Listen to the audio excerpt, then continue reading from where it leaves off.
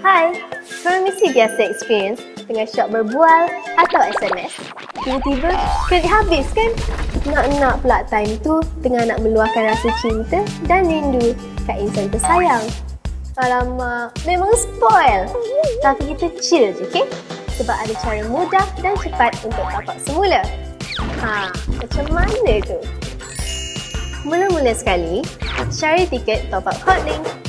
Korang boleh dapatkannya di kedai Maxis dan Hotlink, wakil pengedar di kedai-kedai telefon, kedai sebar nikah atau stesen minyak yang berhampiran. Ada pelbagai nilai tiket top up untuk dipilih ikut keperluan korang. Dah beli? Step seterusnya, ambil duit shilling dan goris silver panel kat tiket tu untuk dapatkan kod 14 atau 16 angka.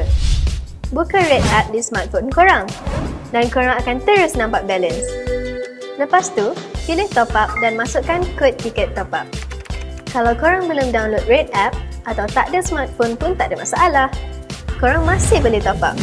Cuma dial *100# atau paling senang, type *111* dan masukkan kod tiket top up, diikuti hash dan tekan butang dial.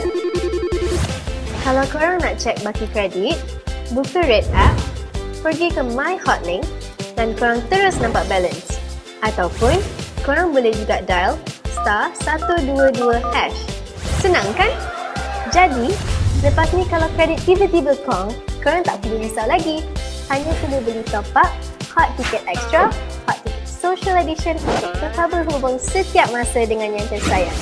Yang pastinya, bual dan SMS sepuas-puasnya sampai lebam. Dan pastikan korang keep in touch, okay? Kita jumpa lagi. Always fast internet. Always free social chat. #Hotlink.